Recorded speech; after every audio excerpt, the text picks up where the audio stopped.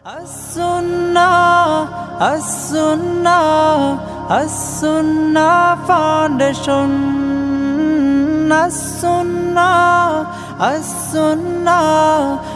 As-Sunnah Foundation. আসসালামু আলাইকুম ওয়া রাহমাতুল্লাহি ওয়া বারাকাতুহু। আলহামদুলিল্লাহ, আসসালাতু ওয়াসসালামু আলা রাসূলিল্লাহ বাদ। সুপ্রিয় দর্শক শ্রোতা ভাই বোন, দেশ কিংবা প্রবাস যে যেখান থেকে আমাদেরকে দেখছেন, আপনাদের সকলকে সাদর আমন্ত্রণ জানাচ্ছি আস-সুন্নাহ ফাউন্ডেশনের স্টুডিও থেকে। আপনারা দেখছেন আস-সুন্নাহ ফাউন্ডেশন আয়োজিত সাপ্তাহিক সরাসরি প্রশ্নোত্তর অনুষ্ঠান শরীয়ত সমাধানের 198তম পর্ব। আর মাত্র একটি পর্ব পরেই আমরা ইনশাআল্লাহ 200তম পর্ব স্পর্শ করতে যাচ্ছি আল্লাহ তাআলার অশেষ অনুগ্রহে। প্রশ্নোত্তরের আয়োজনটি 200টি পর্ব ধারাবাহিকভাবে প্রায় নির্বিচ্ছিন্নভাবে করতে পারা সন্দেহাতীতভাবে আল্লাহ রাব্বুল আলামিনের অনেক বড় একটি অনুগ্রহ। আল্লাহ সুবহানাহু ওয়া তাআলার দরবারে সেজন্য আমরা লাখ কোটি শুকরিয়া আদায় করছি। সেই সাথে কৃতজ্ঞতা জানাচ্ছি আপনাদেরকে, যারা আমাদেরকে সঙ্গ দিয়ে অনুপ্রাণিত করেছেন এবং 200টি সপ্তাহ ধারাবাহিকভাবে এই প্রোগ্রামটিকে চালিয়ে যাওয়ার জন্য আপনারা প্রেরণা জুগিয়েছেন। আল্লাহ তাআলা আপনাদেরকে উত্তম বিনিময় দান করুন।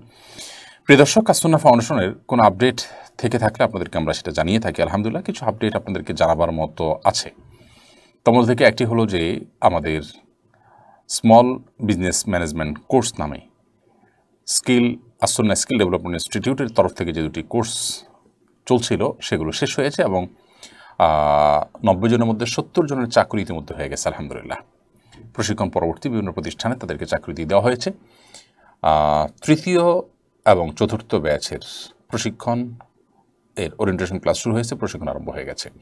সেই সাথে আমাদের মা বোনদের জন্য আপনার স্মার্ট টেইলারিং কোর্সের যে আয়োজন আমরা করেছিলাম সেটিও অনেকখানি এগিয়ে গেছে এবং তাদের হাতে বানানো জিনিসপত্র ইতিমধ্যে আমাদের হাতে এসে পৌঁছেছে। 2-1 দিনের মধ্যে আমরা আশা করছি সেটা আমাদের পেজের মাধ্যমে আপনাদের সঙ্গে আমরা শেয়ার করতে পারবো। এবং একই সাথে আমাদের আস-সুন্নাহ ফাউন্ডেশন তরফ থেকে মুআল্লিম প্রশিক্ষণ, কোরআন শিক্ষাদান কীভাবে করবেন সেই প্রশিক্ষণ এবং ইংরেজি ভাষা শিক্ষা কোর্স, এ দুটি একযোগে আমরা পরিচালনা করেছি কুমিল্লায় মাদ্রাসাতুস সুন্নাহ শাখায়। সেটি শেষ হয়েছে এবং তার সমাপনী অনুষ্ঠান এবং ক্লাস আজকে হয়েছে, সার্টিফিকেট বিতরণ হয়ে গেছে আলহামদুলিল্লাহ। অনেকগুলো কার্যক্রম আল্লাহ তাআলা আমাদেরকে করার তৌফিক দিয়েছেন। সেই সাথে স্বাবলম্বীকরণ প্রজেক্টের নতুন ধাপ, 2000 মানুষকে স্বাবলম্বী করার পরিকল্পনা সারা দেশব্যাপী আমরা হাতে নিয়েছি এবং প্রত্যেকটা পরিবারের জন্য 30,000 টাকা করে বাজেট আমাদের থাকছে ইনশাআল্লাহ বিসমিল্লাহ। সেটি খুব শীঘ্রই আমরা ঘোষণা দিয়ে শুরু করবো আল্লাহ চায় তো।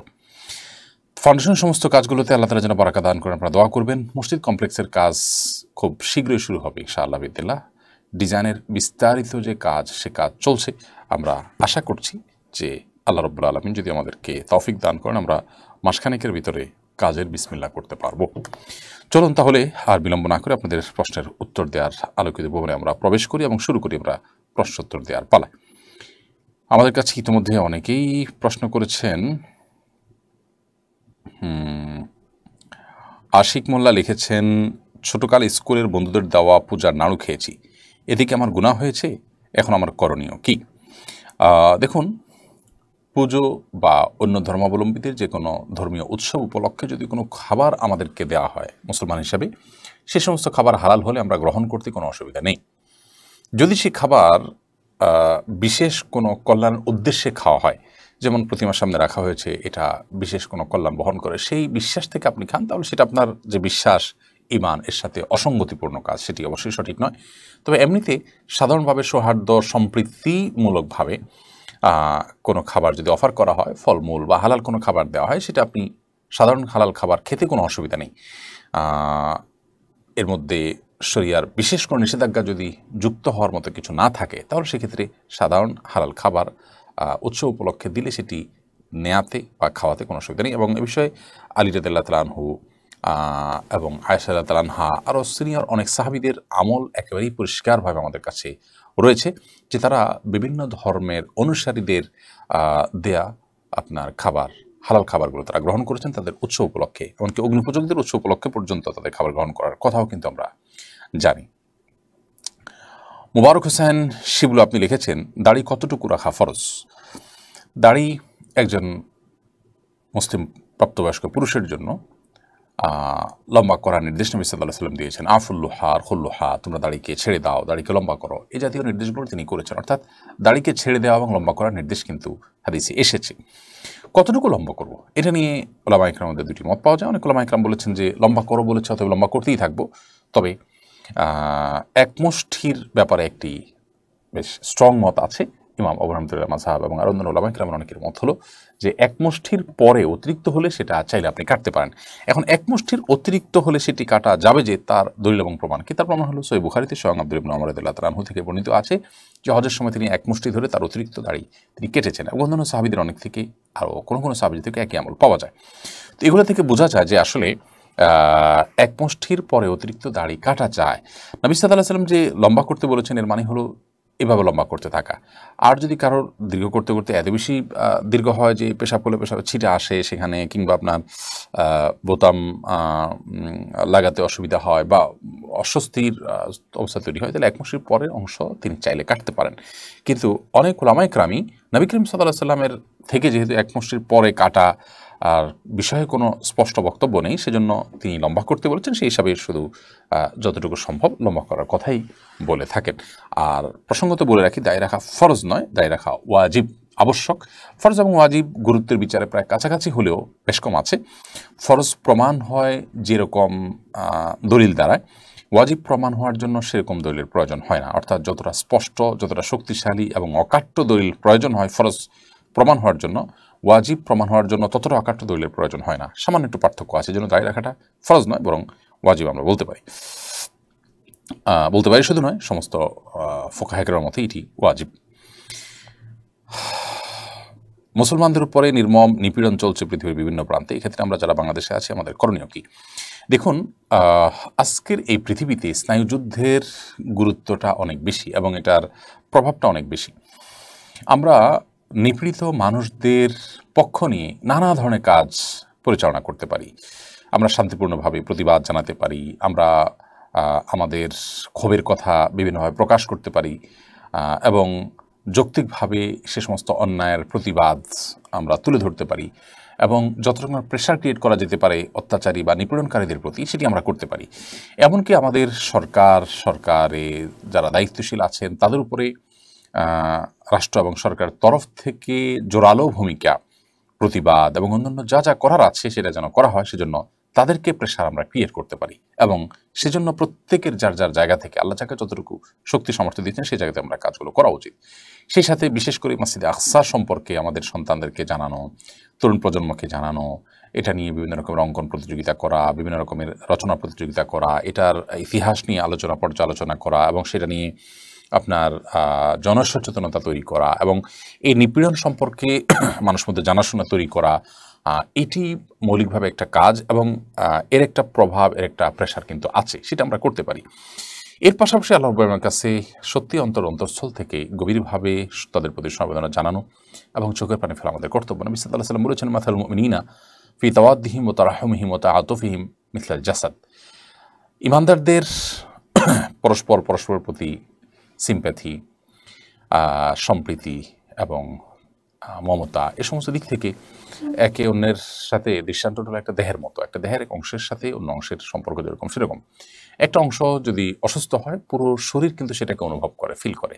পুরো বিশ্বের মুসলমানদের অবস্থা একই রকম। বিধায় আমাদের সেই অনুভবটা, ফিলটা থাকতে হবে এবং তাদের জন্য আল্লাহ তাআলার কাছে কামনাকে দোয়া করতে হবে। আল্লাহ যাকে যতটুকু সাধ্য দিয়েছেন তার জন্য জবাবদিহিতা কিন্তু ঠিক ততটুকু। অতএব সাধ্য অনুযায়ী আমরা প্রত্যেকে চেষ্টা করব এই সমস্ত অন্যায়ের বিরুদ্ধে দাঁড়াবার এবং কাজ করবার। এমডি শাওন আপনি লিখেছেন, আমি একটা দোকানের কর্মচারী, মসজিদে নামাজের সময় দোকানের কাস্টমার থাকলে কি দোকানের কাস্টমার রেখে নামাজ আদায় করা যাবে? এটি কি দোকানের মহাজনের হক নষ্ট হবে? দেখুন, সময় হলে, নামাজের ওয়াক্ত হলে নামাজ পড়তে হবে, এটা ফরজ। এটা আল্লাহ রাব্বুল আলামিনের নির্দেশ। আল্লাহ রাব্বুল আলামিন এই নির্দেশ পালন করতে গিয়ে কারোর কোনো প্রকার অসুবিধা তৈরি হলেও সেটা আপনাকে করতেই হবে। তবে এ সমস্ত ক্ষেত্রে আগেভাগে বলে নেওয়া ভালো যে আপনার মহাজন বা মালিক যিনি আছেন তিনি যেন আপনাকে এটা অ্যালাউ করেন। তিনি যদি অ্যালাউ না করেন তাহলে সেক্ষেত্রে আপনি অন্য চাকরি খুঁজবেন, কিন্তু অবশ্যই আপনাকে নামাজের সময় নামাজ পড়তে হবে। আর নামাজের সময় নামাজ পড়তে যাওয়ার কারণে আপনার মালিকের ক্ষতি সেটা ধর্তব্য হবে না। তবে হ্যাঁ, যদি কোনোভাবে মালিকের ক্ষতি না করে নামাজ পড়ার সুযোগ থাকে, যেমন একজন মসজিদে গিয়ে নামাজ পড়লেন একদিন, আরেকজন দোকানে দুজন মিলে জামাত করলেন, এভাবে পালাবদল করে করলেন, একটু আকপাস করে করলেন, অর্থাৎ এমনভাবে করলেন যে দোকানদারেরও ক্ষতি না হয় বা নামাজেরও অসুবিধা না হয়, তাহলে সেটা হবে সবচেয়ে উত্তম এবং দায়িত্বশীলতার কাজ। NH নাহিদ আপনি লিখেছেন, নবী সাল্লাল্লাহু আলাইহি সাল্লামের নাম শুনলে হাতের বৃদ্ধাঙ্গুলিতে চুমু খাওয়া এবং চোখে মোছা কি সুন্নাহসম্মত? দেখুন, এ বিষয়ে আমাদের অনেক ভাইরা নানা রকমের দলিল প্রমাণ ইত্যাদি হাজির করেন। নবী করিম সাল্লাল্লাহু আলাইহি সাল্লামের নাম শুনলে তার প্রতি দুরূদ পাঠ করতে হবে, এ বিষয়ে বহু বিশুদ্ধ হাদিস রয়েছে, পরিষ্কার হাদিস রয়েছে, এবং এটি হলো একমাত্র করণীয় যে আমরা নবী আলাইহিস সালাতু ওয়াস সালামের নাম যখন শুনবো তখন সাল্লাল্লাহু আলাইহি সাল্লাম বা বিভিন্নভাবে তার প্রতি দুরূদ প্রেরণ করব। এর বাইরে আমাদের আঙ্গুল চুমু খাওয়া এবং সেই চুমু খাওয়া আঙ্গুল চোখে মোছা, এটা কোরআন কিংবা হাদিসের কোনো নির্দেশ নয়। এটি নবী সাল্লাল্লাহু আলাইহি সাল্লাম থেকে প্রমাণিত বিশুদ্ধ কোনো হাদিস দ্বারায়, নবী সাল্লাল্লাহু আলাইহি সাল্লাম থেকে বর্ণিত কোনো বিশুদ্ধ হাদিস দ্বারা প্রমাণিত নয়। এর মাধ্যমে চোখের যদি বাড়ে, উপকার হয় বা এটা মহব্বতের প্রকাশ হয় ইত্যাদি, এই সমস্ত কথাগুলো অন্যদের কথা, কোরআন এবং হাদিসের কথা নয়, কোরআন হাদিস থেকে প্রমাণিত কোনো বিষয় নয়। আমাদেরকে মনে রাখতে হবে, আল্লাহ তাআলা বলেছেন, মা আতাকুমুর রাসূলু ফাখুযুহু ওয়া মা নাহাকুম আনহু ফান্তাহু, তোমাদেরকে রাসূল যা দিয়েছেন সেটিকে তোমরা আঁকড়ে ধরো, আর রাসূল সাল্লাল্লাহু আলাইহি সাল্লাম যা থেকে তোমাদেরকে বিরত থাকতে বলেছেন, বারণ করেছেন, তা থেকে তোমরা বিরত থাকো এবং দূরে থাকো। অতএব একজন মুসলমান হিসেবে আমরা সেই কাজগুলো করে যাব যা আমাদেরকে আল্লাহ হাবিব সাল্লাল্লাহু আলাইহি সাল্লাম করতে নির্দেশ করেছেন। তারই অংশ হিসাবে আমরা নবী সাল্লাল্লাহু আলাইহি সাল্লাম নাম শোনার পর দুরূদ পাঠ করব, আর আঙ্গুলে চুমু খাওয়া, চোখে মোছার নির্দেশ যেহেতু তিনি করেননি, কোরআন হাদিস দ্বারা প্রমাণিত নয়, বিধায় সেগুলো থেকে আমরা বিরত থাকবো। এমনি নাইম হাসান লিখেছেন, মসজিদে শুয়ে থাকা বা ঘুমানো যাবে কিনা? মসজিদ শোবার জায়গা নয়, কিন্তু কেউ যদি ইতিকাফের নিয়তে মসজিদে শোয়, ঘুমায়, তাহলে সেটা ঠিক আছে। অর্থাৎ আপনি যখন মসজিদে প্রবেশ করলেন, নিয়ত করলেন যে আমি মসজিদে অবস্থান করাও একটা ইবাদত, সেই ইবাদতটা করব। মসজিদে গিয়ে নামাজ পড়া যেমন একটা ইবাদত, মসজিদে গিয়ে আমি অবস্থান করব সেটা একটা ইবাদত। অতএব সে নিয়ত করলেন যে মসজিদে অবস্থান করব, মসজিদে থেকে জিকির আজকার, দোয়া, তেলাওয়াত ইত্যাদি করা, এটার উদ্দেশ্যে মসজিদে অবস্থান, সেটা একটা ইবাদত, সেই উদ্দেশ্যে আমি অবস্থান করব, তাহলে সেক্ষেত্রে আপনি ঘুমালেন, শুলেন, কোনো অসুবিধা নেই। কিন্তু এমনিতে আপনি মসজিদকে হোটেল বানালেন, আপনি এটাকে একরকম ম্যাচের মতো বানালেন যে বাহিরে আপনি সমস্ত কাজ কামে মাশগুল থাকেন, মসজিদে এসে শোন, মসজিদে এসে ঘুমান, জাস্ট সময় কাটান, শোয়ার জন্য মসজিদে আসেন, এরকম হলে সেটা অবশ্যই জায়েজ নয় এবং মসজিদ এটার জন্য তৈরি হয়নি। এরপরে ফরিদউদ্দিন আপনি লিখেছেন, পশ্চিমা বিশ্ব একদিকে মানবতার কথা বলে, আরেকদিকে ফিলিস্তিন মুসলমানদের নিধন ইসরায়েলকে সহযোগিতা করে, তাদের এই দ্বিচারিতা সম্পর্কে কিছু বলবেন আশা করি। দেখুন, এটা করে এ বিষয়ে নতুন করে বলার কিছু নেই, আমরা মোটামুটি সবাই জানি। অন্যায়কে সমর্থন করা সেটাও অন্যায়, অতএব অন্যায়কে যেরকম আমাদের ঘৃণা করতে হবে, অন্যায়ের সমর্থনকেও ঘৃণা করতে হবে। আজকের পৃথিবীতে আমরা অনেকেই সভ্যতার কথা বলি, মানবতার কথা বলি, মানবাধিকারের কথা বলি, কিন্তু আমাদের এই সমস্ত বলিগুলো আমাদের কার্যক্ষেত্রে অনেক ক্ষেত্রে আমরা এগুলোর উপর আমল করি না, বরং এর উল্টোটা করি। বহু মানবাধিকার কর্মী দেখবেন যে মানবাধিকারের বুলি সারাদিন তিনি মুখে আওড়ান, অথচ তার বাসায় কাজের লোকের উপর তিনি টর্চার করেন, জুলুম করেন। ঠিক একইভাবে সভ্যতার কথা বলা বহু মানুষকে পৃথিবীতে দেখবেন যে তারা নির্মমভাবে, অকাতরে আপনার যে মুসলমানদেরকে জীবন দিতে হচ্ছে, নির্মমভাবে তাদেরকে হত্যা করা হচ্ছে, সেটাকে তারা সমর্থন করছেন অবলীলায়। একজনের ভূখণ্ড আরেকজন জবরদখল করছেন, সেটার বিরুদ্ধে কোনো প্রতিবাদ করছেন না, সেটাকে অনেকটা মেনে নিচ্ছেন। হসপিটালের মতো জায়গায় বোমা হামলা করে শত শত মানুষকে হত্যা করছে, এই বিষয়ে কোনো প্রতিবাদ করছে না, কিন্তু এই মানুষগুলোই নাকি আবার মানবাধিকার ধ্বজাধারী, তারা নাকি অনেক বেশি আপনার মানুষ অধিকার নিয়ে সোচ্চার, তারা নাকি অনেক সভ্য।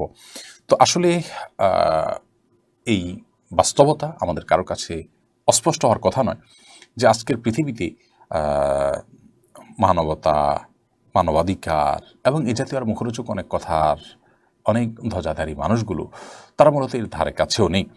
একজন মুসলমান হিসাবে আমাদেরকে মানুষের অধিকার, সচেতনতা ইত্যাদি এসব বিষয়ের জন্য কোরআন এবং হাদিসের শরণাপন্ন হওয়া যথেষ্ট।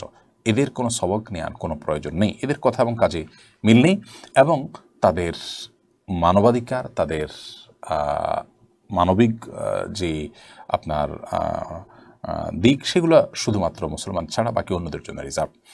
অতএব সেটা আমরা গোটা বিশ্বের যেদিকে তাকাই সেদিকে দেখতে পাবো যে নির্যাতিত, নিষ্পেষিত মুসলিম ভূখণ্ডগুলোতে সেগুলো নিয়ে তাদের তেমন কোনো মাথা ব্যথা নেই, এবং তারাই ঘুরে ফিরে কেউ না কেউ কোনো না কোনোভাবে নির্যাতনকারীদের কাতারে সামিল হচ্ছে। আল্লাহ রাব্বুল আলামিন এদের সম্পর্কে আমাদেরকে সচেতন হওয়ার তৌফিক দান করুন এবং আমাদেরকে আমাদের দায়িত্ব পালন করার তৌফিক দান করুন। সাবিহা শান্তা আপনি লিখেছেন, মেয়েদের চুল কাটলে কি গুনাহ হবে? মেয়েদের চুল যদি কেটে আপনি ছেলেদের মতো করে ফেলেন বা কোনো ফাসিকা নারীর সাথে চুল কেটে তার আদলে তার স্টাইলে চুল রাখেন, তাহলে সেটা নিষিদ্ধের আওতায় পড়বে। এছাড়া এমনিতে চুল অনেক বড় হয়ে গেছে, একটু কাটলেন, তো এটা নিষিদ্ধ নয়। উম্মাহাতুল মুমিনিনদের থেকে চুল কাটার বিষয়ে প্রমাণিত আছে। কিন্তু এর মানে এই না যে ওই যে বললাম চুল কেটে আপনি পুরুষের মতো করে ফেললেন, যে নারী পুরুষ আলাদা করার কোনো সুযোগ নেই, অথবা আপনার কোনো ফাসেকা নারীর চুলের স্টাইল আপনি ধারণ করলেন, সেরকম যদি হয় তাহলে নিষিদ্ধের আওতায় পড়বে।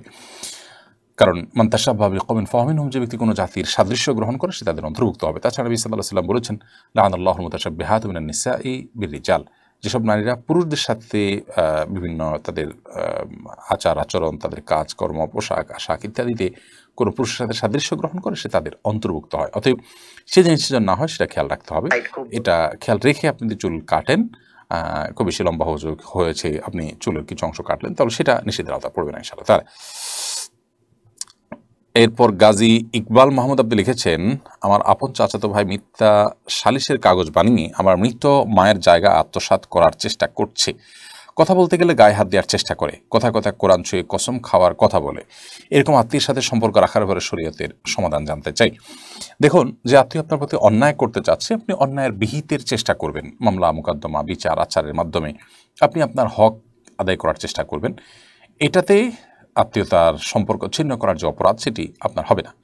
কিন্তু এর পাশাপাশি আত্মীয় হিসেবে সেও যেন অন্যায় থেকে বিরত থাকে, সে যেন সৎ হয়, সে যেন নিষ্ঠাবান হয়, সে যেন অন্যায়কারী না হয়, সে ব্যাপারে আপনি ন্যূনতম দায়িত্ব আদায় করার চেষ্টা করবেন এবং আপনি চেষ্টা করবেন তাকে সতর্ক করার, তাকে বাঁচাবার এবং তাকে গুনাহ থেকে মুক্ত রাখার, এই চেষ্টা আপনার মধ্যে অব্যাহত থাকবে। সেই সাথে তার কল্যাণ কামনা করবেন, সে যেন ভালো মানুষ হয়ে যায়, সমস্ত ছেড়ে দেয় এবং তার কোনো কষ্টে আপনি ব্যথিত হবেন।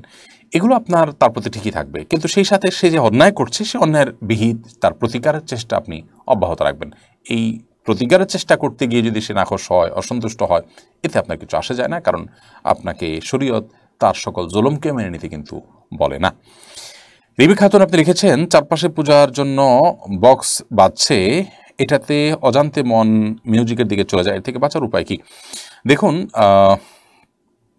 শব্দ দূষণ নিয়ে আমরা দীর্ঘদিন থেকে কথা বলছি। ধর্মীয় বিভিন্ন অনুষ্ঠান, সেটা হোক মুসলমানদের, হোক হিন্দুদের বা অন্য কারোর, কিংবা রাজনৈতিক অনুষ্ঠান, কিংবা তথাকথিত সাংস্কৃতিক অনুষ্ঠান বা বিনোদনমূলক অনুষ্ঠানগুলোতে আজকাল এত হাই ভলিউমে আমরা বক্স মাইক ইত্যাদি আপনার চালু করে রাখি যে আশপাশে মানুষের জীবনযাপন করাটা কঠিন হয়ে যায় এবং তারা অতিষ্ঠ হয়ে যান। তো এমনটি করা আমাদের উচিত না। এক্ষেত্রে প্রত্যেকের দায়িত্বশীল আচরণ করা উচিত। এখন হিন্দু ধর্মাবলম্বী ভাইরা তারা তাদের পুজো অর্চনার অংশ হিসাবে যদি গান বাজানো তাদের করতেই হয়, কিন্তু সেটার আওয়াজে আশপাশে মানুষের জীবনযাত্রা ব্যাহত হয় বা কষ্ট হয়, এরকম কিছু করা তাদের উচিত নয় বলে আমি মনে করি। বিষয়টি তারা বিবেচনা করবেন এবং তাদের প্রতি সেরকম উদাত্ত আহ্বান শান্তিপূর্ণভাবে বিনয়ের সাথে রাখা যেতে পারে। সেই সাথে তারা যদি না শুনেন, না মানেন, অথবা তাদের কাছে সে আহ্বান রাখার মতো সুযোগ না থাকে, তাহলে সেক্ষেত্রে আপনি নিজেকে নিয়ন্ত্রণ করার চেষ্টা করবেন এবং ইচ্ছার বাইরে যদি সেদিকে মন যায়, ইনশাআল্লাহ কারণ আপনার গুনাহ হবে না। আপনি নিজেকে চেষ্টা করবেন সেখান থেকে বিরত রাখার, মনকে অন্যদিকে রাখার। এরপরে ক্রিকেটার সাব্বির হাসান এই আইডি থেকে আপনি লিখেছেন, আমার যখন 2-3 বছর বয়স তখন আমার মা আমাকে ছেড়ে চলে যায়। তিনি আরেক জায়গায় বিয়ে করেন, তিনি পর্দা করেন না। আমি তার বড় ছেলে, তার সাথে আমার মাঝে মধ্যে যোগাযোগ হয়, তিনি পর্দা না করার কারণে আমি গুনাহগার হবে কিনা। 2-3 বছর বয়সে আপনার মা আপনাকে ছেড়ে চলে গিয়ে তিনি অন্যায় করেছেন, সন্দেহাতীতভাবে সন্তান হিসাবে আপনাকে সঙ্গ দেওয়া তার কর্তব্য ছিল এবং চলে না যাওয়া উচিত ছিল। কোন পরিস্থিতিতে গিয়েছেন বা কতটা বাধ্য হয়েছেন আদৌ সেটা আমি জানি না, ভিন্ন বিষয়। আর অন্য জায়গায় তার বিয়ে হয়েছে, এখনও আপনারা মা সন্তানের সঙ্গে আপনাদের সম্পর্ক আছে এবং তার অন্য জায়গায় বিয়ে হলেও আপনাদের সাথে পরস্পরের সাথে যে সম্পর্ক ছিল সেটা আছে এবং সেটা মৃত্যু পর্যন্ত থাকবে। বিধায় আপনি সন্তান হিসাবে অবশ্যই তার পর্দাহীনতার পরে তাকে আপনি বোঝানোর চেষ্টা করবেন, মা হিসাবে তাকে শ্রদ্ধা করবেন, তার জন্য হাদিয়া উপঢৌক উপহার নিবেদন করার চেষ্টা করবেন, ভালোবাসা শ্রদ্ধা প্রকাশ করার চেষ্টা করবেন। এক কথায় সন্তান হিসাবে যে দায়িত্ব আছে সেই দায়িত্বটুকু আপনি পালন করার ন্যূনতম চেষ্টা করবেন যতটুকু আপনার তৌফিকে আছে এবং তারই মাধ্যমে তাকে আপনি পর্দার কথা বলবেন, তাকে আপনি দিনের পথে আনার চেষ্টা করবেন। এই চেষ্টাটা অব্যাহত রাখা আপনার কর্তব্য। তারপরও যদি তিনি সংশোধন না হন, আপনাকে না শুনেন, তাহলে সেক্ষেত্রে আপনি আল্লাহর কাছে গুনাহগার হবেন না, কিন্তু আপনার দায়িত্বটুকু আপনাকে পালন করতে হবে। ফরিদুদ্দিন লিখেছেন, পশ্চিমা বিশ্ব একদিকে মানবতার কথা বলে আরেকদিকে ফিলিস্তিনি মুসলিম বিধানে ইসরায়েলকে সহায়তা করে দিতে চাইতে, এই সম্পর্কে আমরা উত্তর দিয়েছি। নারুজ্জামান সরকার এআইডি থেকে আপনি লিখেছেন, ঘুষ দিয়ে চাকরি নিলে সারা জীবন ইনকাম কি ঘুষের টাকার মতো হয়ে যাবে? না, ঘুষের টাকা দিয়ে, ঘুষ দিয়ে যদি চাকরি নেন, চাকরিটা যদি হালাল হয় তাহলে আপনার সারা জীবনের ইনকামটাই হারাম হয়ে যাবে, এটা সেরকম না। তবে ঘুষ দিয়ে চাকরি দিয়ে যে অন্যায় করেছেন সেটুকু আপনি হারাম কাজ করেছেন এবং তার জন্য আল্লাহর কাছে আপনাকে তওবা করতে হবে, ইস্তেগফার করতে হবে এবং গুনাহ থেকে বেরিয়ে আসার জন্য চেষ্টা করতে হবে। পরবর্তী যেন আর কখনো না হয় ভুল, সে চেষ্টা করতে হবে, কিন্তু পরবর্তীর উপার্জনগুলো আপনার এর কারণে সবগুলো হারাম হয়ে যাবে না। জান্নাতুল মাহাল রাস্কা এডি থেকে আপনি লিখেছেন, আমি নিয়ত করেছিলাম 5টা মসজিদে একটা করে কোরআনে কারীম দিব, কিন্তু এখন আমি চাচ্ছি একটা মাদ্রাসায় 5টা কোরআন শরীফ দিতে, এমনটা করা যাবে কিনা? যে কোনো ভালো কাজের নিয়ত যদি আমরা করি সেটাকে যৌক্তিক কোনো কারণে আমরা পরিবর্তন করতে চাইলে করতে পারি, কোনো অসুবিধা নেই। আপনি 5 মসজিদে 5টা কোরআন দিবেন, এটা আপনি নিয়ত করেছেন, অর্থাৎ ভালো কাজের ইচ্ছা করেছেন। ভালো কাজের ইচ্ছা করলে সেই ইচ্ছাটাকে পরিবর্তন করা যেতে পারে, এদিক সেদিক করা যেতে পারে। এখন আপনি 5টা মসজিদে 5টা কোরআন না দিয়ে একটা মাদ্রাসায় 5টা কোরআন দিতে চাচ্ছেন, ওকে, দিতে পারেন, কোনো অসুবিধা নেই। নিয়ত বা জাস্ট ইচ্ছা করেছেন, আপনি কোনো মানত করেননি। মানত যদি যথাযথভাবে করা হয় তাহলে সেটা রক্ষা করাটা আবশ্যক হয়ে যায়, কিন্তু আমি নিয়ত করেছি দেব, ভালো কাজে ইচ্ছা করেছি বা কাউকে বলেছি জাস্ট, তো এইটার কারণে সেটার আর হেরফের করা যায় না, ব্যাপারটা সেরকম না। মাসুম রানা লিখেছেন, ভুল করে অনেক দিন ধরে মনে মনে শিরকি কথা বলে ফেলি, আল্লাহ পাকের সম্পর্কে খারাপ কথা বলি, আমার মুখ নিয়ন্ত্রণ করা অনেক কঠিন হয়ে গেছে, এ থেকে বাঁচার উপায় বলবেন কি? ভাই মাসুম রানা, এরকম সমস্যার কথা আমি আরও অনেকের কাছ থেকে শুনেছি। এগুলোর জন্য প্রথমত আপনি কোনো ভালো মানসিক ডাক্তার দেখাবার চেষ্টা করেন। দ্বিতীয়ত, অনেক সময় নানা রকমের ব্ল্যাক ম্যাজিকের কারণে এই ধরনের সমস্যা হয়ে থাকে। আমি আপনাকে অনুরোধ করব যে ভালো কোনো রাকি সেরাই ঝাড়ফুঁক যিনি করেন এরকম কারোর শরণাপন্ন হবেন। অনলাইনে বিভিন্ন রুকিয়ার গ্রুপ আছে, সেই সমস্ত গ্রুপগুলোতে আপনি বিচরণ করতে পারেন এবং সেগুলো থেকে আপনি পরামর্শ নিতে পারেন।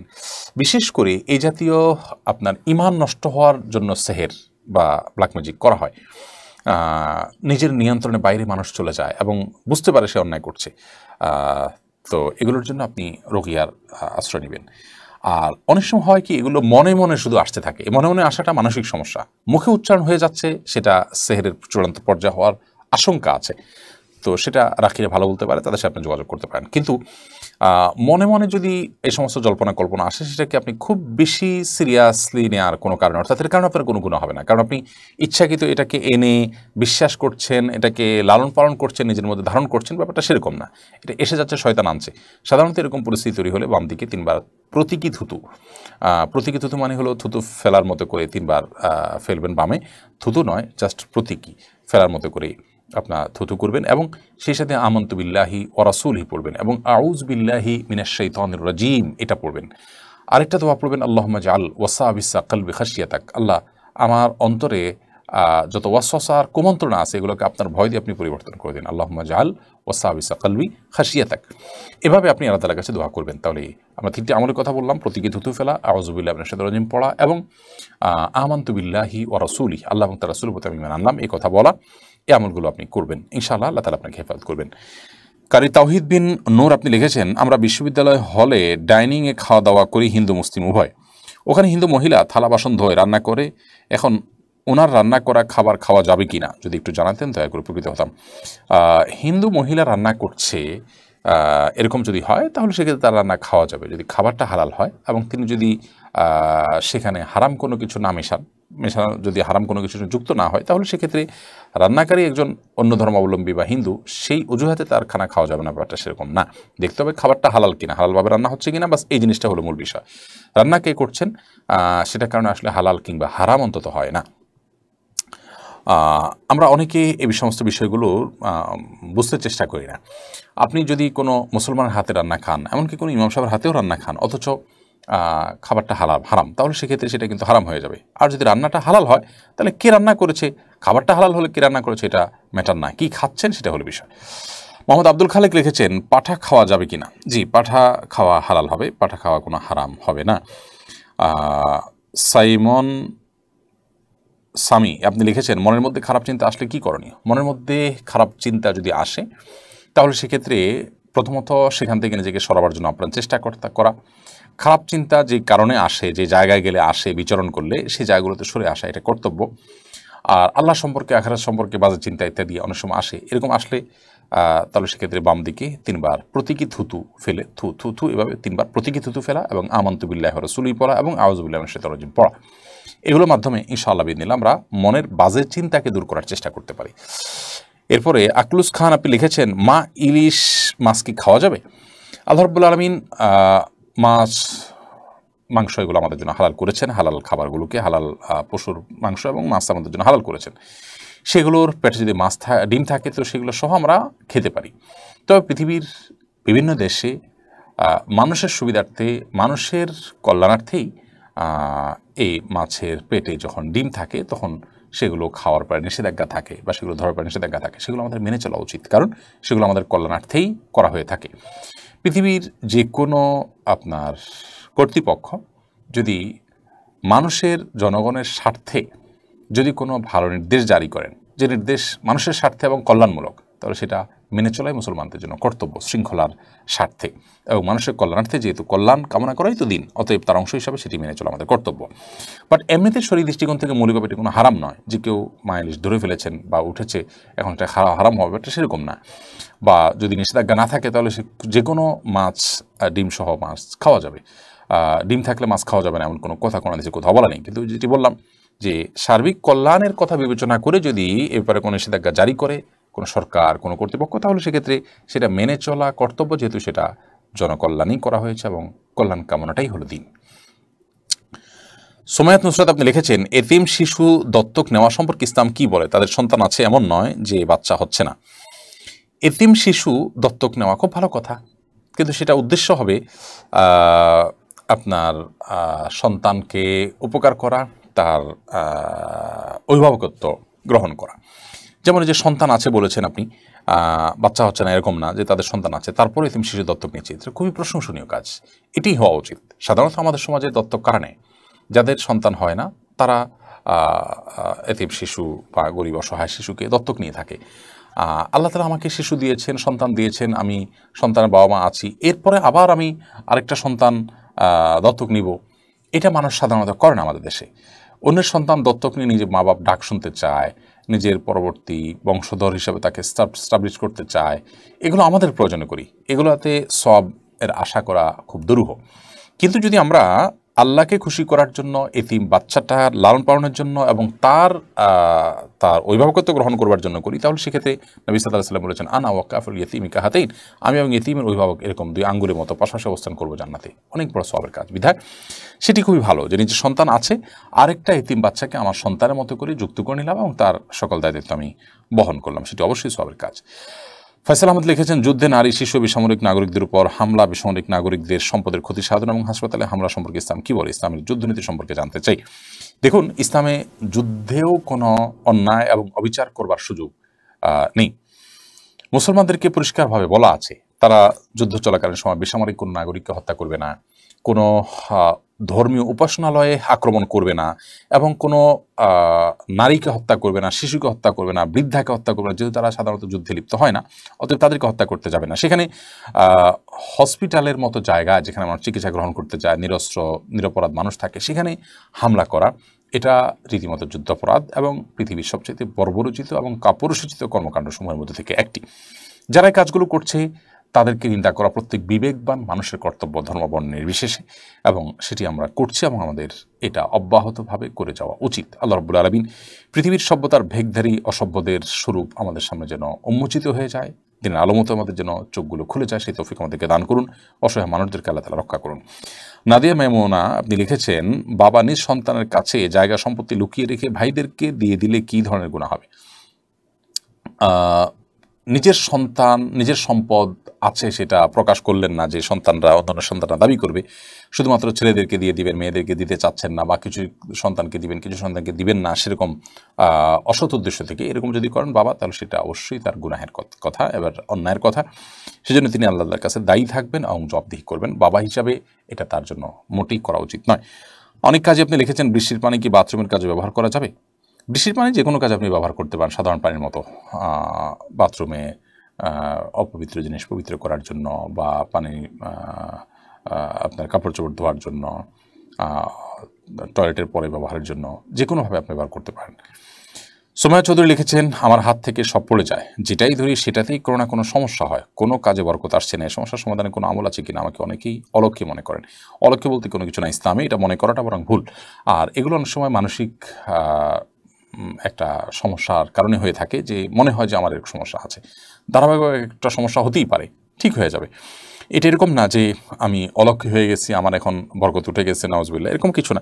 মানে সরি, ভালো নাই, অলক্ষ্মী আমার উপর চেপে বসেছে, এরকম কোনো কথা নেই। তবে হ্যাঁ, এটা ঠিক, বরকতের জন্য আপনি বিসমিল্লাহ বলে শুরু করবেন, আল্লাহর নাম নিয়ে শুরু করবেন, যে কোনো কিছু খুব সুন্দর করে মজবুত করে দৃঢ়ভাবে ধরবেন, আপনার দায়িত্ব আপনি পালন করবেন সুন্দরভাবে। এরপর সমস্যা হলে সেটাকে আপনি ইগনোর করবেন, এই সমস্যা চিরকাল থাকবে না। আপনি যেটাকে মনে করছেন যে একের পর এক সমস্যা হচ্ছে, এই যে আপনি প্রশ্ন করেছেন, প্রশ্ন ঠিকমতো করতে পেরেছেন, সেটা আমি আমার চোখ পর্যন্ত এসেছে, আমি প্রশ্ন উত্তর দিয়েছি, এটা কি বেটে বলে হয় নাই? আপনি তো বলছেন যে আপনি যেটাই করতে চান সেটাই বেটে বলে হয় না। এই যে আমি একটা দেখালাম বেটে বলে হয়েছে, এরকম আরও বহু জিনিস আপনার জীবনে বেটে বলে হয়, যেটা আপনি হয়তো লক্ষ্য রাখেন না। শুধুমাত্র নেগেটিভগুলো হয়তো আপনার সামনে তুলে ধরে আপনাকে নার্ভাস করছে, আপনাকে ডিপ্রেসড করছে, সেটাকে আপনি মোটেই পাত্তা দেওয়া উচিত নয়। বরং পজিটিভ ওয়েতে আপনার দায়িত্ব আপনি সঠিকভাবে আদায় করার জন্য দৃঢ়তার সাথে ধরবেন এবং বিসমিল্লাহ বলে প্রত্যেকটা কাজ শুরু করবেন আন্তরিকতা দিয়ে। এরপর সমস্যা হলে এটা জীবনের অংশ এবং সাধারণ আপনার প্রক্রিয়া। ভালো মন্দ মিলিয়ে আমাদের জীবন তারই অংশ, সেটা আপনি মনে রাখবেন।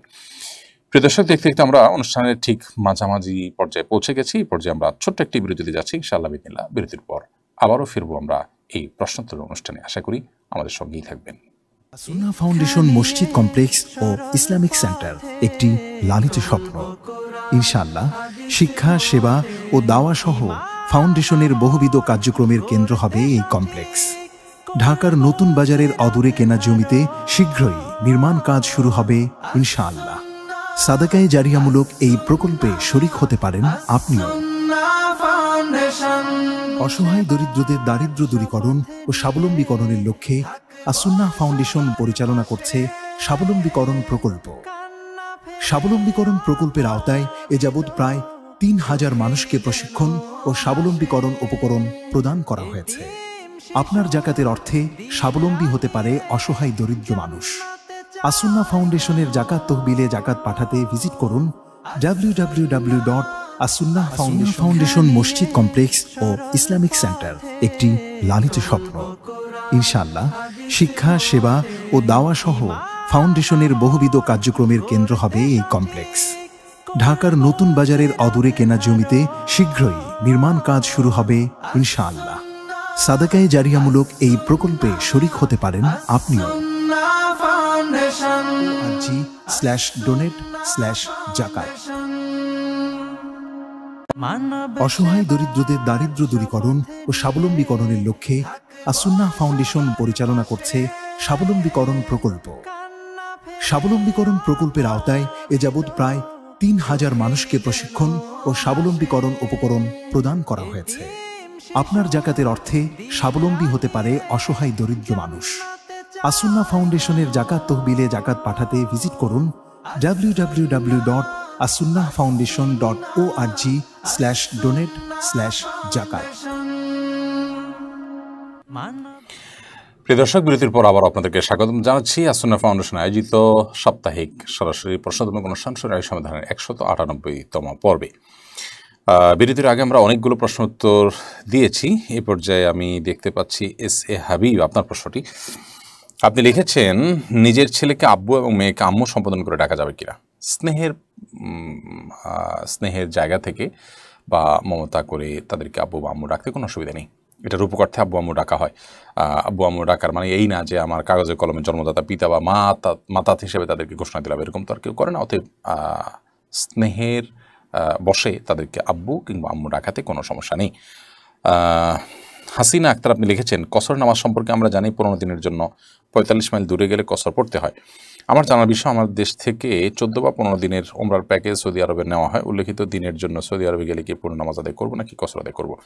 সৌদি আরবে আপনি যখন যাবেন তখন নিশ্চয়ই সেখানে মক্কা এবং মদিনা দুই জায়গা মিলে 14 বা 15 দিন থাকবেন। তাহলে কোথাও আপনি কিন্তু টানা 14 বা 15 দিন থাকছেন না, এক। দ্বিতীয়ত হলো যে আপনি সেখানে যে প্যাকেজে যান না কেন, সাধারণত হজেও যদি যান তাহলে সেক্ষেত্রে আপনি একই জায়গায় এই পুরো সময়টা থাকছেন না, বরং আপনি সফরের উপরে থাকেন। বিধায় আপনি সেখানে মুসাফির হিসেবে গণ্য হবেন। তবে যদি আপনি সেখানে স্থানীয় ইমামের পিছনে নামাজ পড়েন তাহলে তো পুরো নামাজই পড়বেন, যেভাবে ইমাম সাহেব পড়েন সেভাবে। আর যখন একাকী পড়বেন তখন আপনি কসর নামাজ পড়বেন, যেহেতু আপনি সেখানে মুসাফির হিসাবে গণ্য থাকছেন, আপনি কোনো মুকিম সেখানে হচ্ছেন না 14 বা 15 দিনের জন্য গেলে। আলিশা মিম আপনি লিখেছেন প্রোফাইল পিকে কোনো প্রাণীর ছবি দেওয়া যাবে কিনা। প্রোফাইল পিকে যদি আপনি কোনো প্রাণীর ছবি দেন, এটা যেহেতু ভার্চুয়াল, এটা যেহেতু কোনো প্রিন্টেড কিছু না, তাহলে সেক্ষেত্রে এটা হারাম হবে না। যদি সেটা মানে এমন কিছু না হয় যেটা প্রদর্শন করা হারাম, এরকম যদি কিছু না হয় তাহলে সেক্ষেত্রে সেটা হারাম হবে না। মৌলিকভাবে একজন পুরুষ হিসাবে তার প্রোফাইল পিকচার দিতে পারে, মেয়ে হিসাবে দিতে পারেন যদি তার প্রোফাইলটা লক থাকে এবং শুধু নারীদের কাছেই ওপেন থাকে, অন্যদের কাছে না থাকে, এবং তার প্রাইভেসি নষ্ট হতে পারে, পর্দা নষ্ট হতে পারে, সেরকম কোনো আশঙ্কা যদি না থাকে, তাহলে সেক্ষেত্রে তিনি দিতে পারেন। এগুলো ভার্চুয়াল ছবি হিসাবে জায়েজ আছে, কিন্তু মেয়েদের জন্য নানামুখী ফিতনার এই সময়ে যথাসম্ভব এটা অ্যাভয়েড করা উচিত, কারণ এটা অ্যাভয়েড করার সুযোগ কিন্তু আছে এবং দিতে তিনি বাধ্য নন, বিধায় সেটা অ্যাভয়েড করা উচিত। এমনিতে মৌলিকভাবে কোনো প্রাণীর ছবি যদি আপনি দিয়ে রাখেন সেটা হারাম হবে না, যেহেতু এটা ভার্চুয়াল, এটা প্রিন্টেড কোনো কিছু না। নাজমুল ইসলাম আপনি লিখেছেন কেউ যদি রিটার্ন টিকিট করে 3-4 দিনের জন্য কোথাও সফর করে, তবে ওই সফর স্থলে অবস্থাকালীন এবং যাওয়া আসার সময় রাস্তা নামাজ কিভাবে পড়বেন, কসর না পুরো নামাজ? 3-4 দিনের জন্য যদি সফরের দূরত্বে যান তাহলে তো তিনি যেখানে গেছেন সেখানেও কসর করবেন, আর পথেও তিনি কসর করবেন।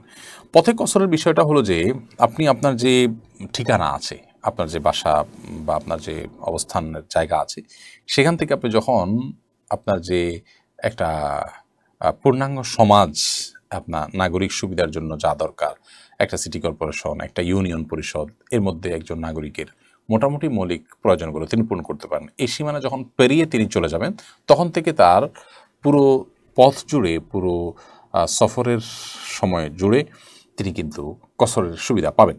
কিন্তু তার এরিয়ার মধ্যে থেকে তিনি এই সুবিধাটা পাবেন না। বাসা থেকে বের হলেই তিনি সুবিধা পেয়ে যাচ্ছেন, ব্যাপারটা এরকম না। তার এরিয়াটা ক্রস করলে তারপর তিনি এই সফরের সুবিধা ভোগ করবেন। এরপর নুসরাত ডায়েরি আইডি থেকে আপনি লিখেছেন পরীক্ষাতে বান্ধবী কষ্ট করে পড়েছে, আমি যদি তার খাতা অনুমতি নিয়ে দেখি তাহলে কি গুনাহ হবে? দেখুন, এখানে আমানতের খেয়ানতের বিষয়টা আমরা অনেকে লক্ষ্য করি না। কে কষ্ট করে পড়েছে তারটা আমি দেখে নিলে তার অধিকার নষ্ট হলো কিনা সেটি আমাদের মাথায় আসে, কিন্তু আমি খাতায় যা লিখছি এটা আমার যোগ্যতার প্রমাণ। আমি যা জানি না সেটাও আমি লিখছি অন্যের কাছ থেকে ধার করে, তার মানে আমি যেটার যোগ্য না সেটার দাবি করছি আমি, এটা একটা অসততা, এটা একটা আমানতের খেয়ানত, এটা এবং একটা অন্যায় কাজ। এই অন্যায় কাজটা একজন মুসলমানের জন্য করা যায় না, তিনি কখনো এই ধরনের অন্যায় কাজ করতে পারেন না, বিধায় এ ধরনের অন্যায় কাজ করা আমাদের উচিত না, এবং এটা আমানতের খেয়ানত। আমি যতটুকু জানি ততটুকু লিখবো, আরেকজনের থেকে নেওয়া, দেখে লেখা কিংবা নকলের সাহায্যে লেখা, এগুলো সবগুলোই কিন্তু সমান অপরাধ। এরপরে রত্না সুমি আপনি লিখেছেন আমার 5 মাসের বেবি আছে, সে যখন তখন পেশাব পায়খানা করে দেয়, আমি তার পেশাবের কাপড় বদলে দিয়ে যদি শুকনো কাপড় দিয়ে মুছে আমার কোলে নেই, তাহলে কি আমার পরা সেই কাপড়ে নামাজ হবে? আর উজু অবস্থায় যদি পেশাব বা পায়খানা হাতে লাগে তাহলে কি পুনরায় উজু করতে হবে নাকি হাত ধুয়ে ফেললেই চলবে? খুবই প্রয়োজনীয় একটি প্রশ্ন করেছেন বোন রত্না। ছোটো ছোটো বাচ্চা যাদের ঘরবাড়িতে আছে, অনেক অভিভাবক আছেন, অনেক ভাই বোনরা আছেন যারা এই সন্তানদের পেশাব থেকে পরিচ্ছন্ন হওয়ার পরে দায়িত্বশীলতার পরিচয় দেন না, এবং এর কারণে অনেকের নামাজ হয় না, অনেকে অপবিত্র থেকে যান। এ ধরনের বাচ্চা যারা পেশাব করে দেয় যেখানে সেখানে, তাদেরকে প্রথমত প্যাম্পার্স ইত্যাদি পরিয়ে রাখতে হবে, অথবা এমনভাবে রাখতে হবে যাতে করে তাদের পেশাবে আমাদের কাপড় চোপড় বা শরীর ইত্যাদিকে নাপাক না করে। যদি নাপাক লেগে যায়, ধরুন বাচ্চার পেশাব লেগে গেছে, সাধারণত ছেলে বাচ্চা যদি হয় যতদিন পর্যন্ত মায়ের দুধের উপর নির্ভর করে ততদিন পর্যন্ত সে পেশাব করলে সেখানে পানি ছিটা দিয়ে সেটাকে পাক করা যেতে পারে, অর্থাৎ সেটা পাক করার ক্ষেত্রে কিছুটা শিথিলতার বিধান হাদিসে রয়েছে। তবে পেশাব করে দিল, সে পেশাবে আপনার সামান্য একটু কাপড় দিয়ে মুছে আপনি নিয়ে নিলেন, তাহলে আপনি যে করে নিলেন, তাহলে তার পেশাবের সে গন্ধ যদি আপনার শরীরে থাকে, আপনার কাপড়ে থাকে, তাহলে কিন্তু সেটা নাপাক হয়ে গেল। এই জন্য হয় তাকে ধুয়ে নেবেন, তার শরীরে যে অংশ পেশাব লেগেছে সেই অংশে, অথবা এমন একটা কাপড় দিয়ে পিছিয়ে নেবেন যে কাপড়ের মধ্যে তার পেশাবের দুর্গন্ধ বা পেশাবের কোনো কিছু থাকলে সেটা লাগবে, আপনার শরীরে যেন না লাগে সেভাবে আপনি নেবেন আলতো করে। অনেক সময় দেখা যায় যে ফ্লোরে পেশাব করেছে, ওখানে আমরা ভালো করে ওটাকে না মুছে পরিষ্কার না করে সেটার উপর আমরা পাড়া দিয়ে যাচ্ছি, তাহলে ওই পেশাবটা আমার পায়ে লাগছে, আমার পা নাপাক হয়ে যাচ্ছে, এগুলো আমরা অনেকে খেয়াল করি না, আমাদের করা উচিত। তবে অজু অবস্থায় যদি এই সমস্ত পেশাব পরিষ্কার করেন বা হাতে লাগে তাহলে অজু ভাঙবে না, শুধুমাত্র হাত বা যে জায়গা লেগেছে সেই জায়গাটা ধুয়ে ফেললে ইনশাআল্লাহ চলবে। আমির আনুর আপনি লিখেছেন চোখের পাতায় আইলাইনার দেওয়া জায়েজ হবে কিনা। আপনি আইলাইনার যদি দেন বা সাজসজ্জার জন্য দেন তাহলে সেক্ষেত্রে চোখের সৌন্দর্য বৃদ্ধি করার উদ্দেশ্যে দিতে পারেন। স্বামী থাকলে স্বামীকে প্রদর্শন করবার জন্য কিংবা মাহারামদের সামনে শুধুমাত্র এটি প্রদর্শিত হবে। আর যদি রাস্তাঘাটে গায়ে মাহারামদের সামনে এটি প্রদর্শন করার উদ্দেশ্য হয় বা ওপেন সবার জন্য আপনি নিজের সৌন্দর্যকে প্রকাশ করার উদ্দেশ্যে দিয়ে থাকেন তাহলে সেক্ষেত্রে এটা নাজায়েজ এবং গুনাহ হবে। নিশু জেরিন আপনি লিখেছেন অনলাইনে লুডো খেলা কি হারাম হবে? লুডো অনলাইনে হোক আর অফলাইনে হোক উভয় জায়গাতে খেলা ইসলামের শরীয়তের দৃষ্টিকোণ থেকে নাজায়েজ কাজ, গুনাহের কাজ। কারণ এটা এমন কোনো খেলা নয় যে খেলাকে শরিয়া হালাল করে। শরিয়া কোন খেলাকে হালাল করে? যে খেলা আমাদের শারীরিক কসরত আছে, যেখানে ব্যায়াম হয়, যেটার উদ্দেশ্য হতে পারে যে আমি শারীরিকভাবে ফিট হব, সুস্থ সবল হব, এবং এটা একজন ইমানদারের জিহাদের প্রস্তুতি হতে পারে, সুস্থ সবল থেকে বাদবন্দি করার সুযোগ তৈরি হবে, সেজন্য আমি এক্সারসাইজের অংশ হিসাবে এটি করছি, সেটা হতে পারে। এগুলো মানুষের মানসিক রিফ্রেশমেন্ট এনে দেয়। কিন্তু যে সমস্ত খেলা এরকম কোনো উপকারিতা নাই সেগুলো শরীয়ত অনুমোদন করে না। এর মধ্যে লুডো খেলা একটা, এর মধ্যে মানসিক রিফ্রেশমেন্টের ব্যাপার নাই, শারীরিক ফিটনেসের কোনো ব্যাপার নাই, বরং আরও মানুষকে অবসাদগ্রস্ত করে দেয়। অতএব এটি অনলাইন অফলাইন উভয়টাতেই একই রকম বিধানের অন্তর্ভুক্ত হবে। সাদি আপনি লিখেছেন চুল অকালপক্কতার সমস্যায় চুলের প্রাকৃতিক কালো রং যেমন মেহেদি বা ইন্ডিগো মিশ্রণ ব্যবহার করা যাবে কিনা। চুল অকালে যাদের পেকে যায় তারা সেটাকে দূর করবার জন্য মেহেদি ব্যবহার করতে পারেন অথবা অন্য কোনো কারবার করতে পারেন, কিন্তু কালো কালার ব্যবহার করে জাস্ট পিওর কালো কালার ব্যবহার করে সেটাকে আপনি পরিবর্তন করতে পারেন না। কারণ নবী সাল্লাল্লাহু আলাইহি ওয়াসাল্লাম বলেছেন গায়রু হাদা শাইব ওয়া জান্নিবুস সাওয়া, তোমরা চুল দাড়ি কালো হয়ে গেলে, সাদা হয়ে গেলে সেটাকে পরিবর্তন করো অন্য কালার দিয়ে, তবে কালো কালার দিয়ে পরিবর্তন করতে যাবে না। শুধুমাত্র বয়স লুকানোর জন্যই এটি হয়ে থাকে সেজন্যই হাদিস নিষেধ আছে ব্যাপারটা তা নয়। হাদিস নিষেধ আছে সাধারণভাবে, বিধায় সর্বাবস্থায় কালো কালার অ্যাভয়েড করে মেহেদি বা অন্য কোনো কালার আমরা ব্যবহার করতে পারি। সোহানুর রহমান শিহাব আপনি লিখেছেন খাওয়ার সময় সালাম দেওয়া যাবে কিনা। খাওয়ার সময় সালাম দেওয়া নেওয়াতে মৌলিকভাবে কোনো অসুবিধা নেই, যদি ডিস্টার্ব ফিল না করেন যাকে সালাম দিয়েছেন তিনি, তাহলে সেক্ষেত্রে খাওয়ার ফাঁকে ফাঁকে আমরা কথা বললে সেটা যেরকম নাজায়েজ নয়, ঠিক সালাম আদান প্রদান করলে সেটা নাজায়েজ নয়। আমরা অনেকে মনে করি খাওয়া আর ইবাদত করা সমান, খাওয়া আর নামাজ পড়া সমান, এরকম অনেক মুখরোচক কথা বা অনেক বলি আমরা শুনতে পাই, এগুলোর কোনো ভিত্তি নেই। নামাজ এরকম কথা বলা যায় না, সালাম দেওয়া যায় না, খাওয়ার সেরকম কথা বলা যাবে না, বোবার মতো বসে খেতে হবে এবং সালাম দেওয়া যাবে না, এরকমটি আমরা অনেকে মনে করি, এটা সঠিক নয়। এমডি ওয়াইজ উদ্দিন আপনি লিখেছেন খতিব সাহেবের উপস্থিতিতে পেশ ইমাম সাহেবের ইমামতি করতে পারবেন কিনা। কোনো অসুবিধা নেই, যিনি পাঁচ ওয়াক্ত আমাদের দায়িত্বশীল তিনি ইমামতি করবেন। খতিব সাহেব শুধু জুমার দায়িত্বশীল হলে তিনি জুমার নামাজ পড়াবেন, যিনি যেটা দায়িত্বে আছেন তিনি সেটা দায়িত্ব পালন করবেন। তার চাইতে বড় আলেম আসলে আর তিনি ইমামতি করতে পারবেন না এমন কোনো কথা কোরআন হাদিসে কিন্তু নেই। তিনি যদি নিয়মিত ইমাম হিসেবে নিযুক্ত থাকেন তাহলে তিনি ইমামতি করবেন। আসিফ মোহাম্মদ খান আপনি লিখেছেন যদি কোনো ব্যক্তি 6 মাসের জন্য কিংবা নির্দিষ্ট কিছু মাসের জন্য ভ্রমণে বের হয় সেক্ষেত্রে কসরের নামাজের বিধান কি। 6 মাসের জন্য কিংবা নির্দিষ্ট কিছু মাসের জন্য যদি ভ্রমণে চলে যান এবং সে একটা জায়গায় যদি আপনি থাকেন পুরো সময়টা, তাহলে সেখানে আপনি পুরো নামাজ পড়বেন, কসরের সুবিধা পাবেন না। আর যদি 6 মাস ধরে বিভিন্ন জায়গায় আপনি ঘুরতে থাকেন, কোনো এক জায়গায় না থাকেন, তাহলে সেক্ষেত্রে আপনি মুসাফির হিসেবে গণ্য হবে এবং কসরের নামাজ আপনার উপর প্রযোজ্য হবে। এমডি শাহরিয়া জাহান সামি আপনি লিখেছেন পরীক্ষার জন্য জোহরের ওয়াক্ত চলে গেলে আসরের নামাজ বাসায় পড়ার আগে জোহরের কাজা পড়ব নাকি আসরের ফরজ পড়ব। অবশ্যই আগেরটা আগে, অর্থাৎ জোহর নামাজের কাজাটা আগে পড়বেন, এরপর আসর নামাজ পড়বেন। কিন্তু পরীক্ষার জন্য আপনি একটু ওয়াক্ত নামাজকে এভাবে তার সময় থেকে বিলম্ব করে ফেলবেন, কাজা করে ফেলবেন, এটা কিন্তু জায়েজ নয়। নামাজ কাজার অপশনটা ইমানদারের জন্য গ্রহণযোগ্য হতে পারে যদি কোনো কাজের চাপে কালে ভদ্রে তিনি এত প্রেসারে ছিলেন যে ভুলে গেছেন, অথবা ঘুম থেকে উঠতে পারেননি, হঠাৎ কোনো দিন এরকম হয়েছে বহুকাল পরে, এটা হতে পারে। কিন্তু আপনি জেনে শুনে ঠান্ডা মাথায় ওয়াক্ত চলে যাবার নামাজ পড়বেন না, সেটা কিন্তু হতে পারে, এটা গ্রহণযোগ্য নয়। প্রয়োজনে পরীক্ষার হলে আপনি ছুটি নিয়ে নামাজ পড়বেন, শুধু ফরজটুকু পড়ে নেবেন। অন্তত আপনি ওয়াশরুমের ছুটি তো পান, সেই ছুটিতে আপনি অন্তত ফরজটুকু পড়ে নেবেন।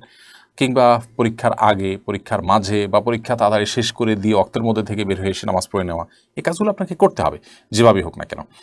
বাকি যদি কোনো কারণে আপনার কাজা হয়ে যেয়ে থাকে তাহলে সেক্ষেত্রে অবশ্যই আগেরটা আগে এবং পরেরটা পরে, জোহর আগে পড়বেন, আসর পরে পড়বেন।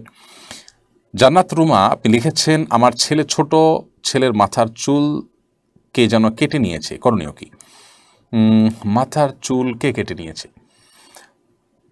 ব্ল্যাক ম্যাজিক বা কালো জাদু করার জন্য, সেহের করার জন্য চুল, শরীরের বিভিন্ন পোশাকের অংশ এগুলো কেটে নিয়ে সেগুলোর উপরে জাদু করা হয়। স্বয়ং নবী করিম সাল্লাল্লাহু আলাইহি সাল্লামের চুলে জাদু করা হয়েছে, সে মর্মেও কিন্তু হাদিস রয়েছে। তো সেখান থেকে বোঝা যায় যে এগুলো জাদুর জন্য অনেক সময় নিয়ে থাকে দুষ্ট লোকেরা, অনেক সময় দুষ্ট জিনদের দিয়ে এটা করে, অনেক সময় মানুষ এটা করে থাকে। এবারে সাবধান হওয়া উচিত এবং তিনকুল অন্যান্য যে আমলগুলো আছে যেগুলোর মাধ্যমে আত্মরক্ষা করা যায় সেগুলো নিয়মিত করা উচিত। এবং ছোটো বাচ্চা তো আর তিনকুল পড়তে পারে না, পুরোপুরি তাকে ফু দেওয়া উচিত, তার শরীর বন্ধ করে দেওয়া উচিত। তিনকুল পরে ফু দিয়ে তিনবার করে তারপরে শরীরকে মুছে দেওয়া উচিত সকাল সন্ধ্যা এবং রাতে শোয়ার সময়।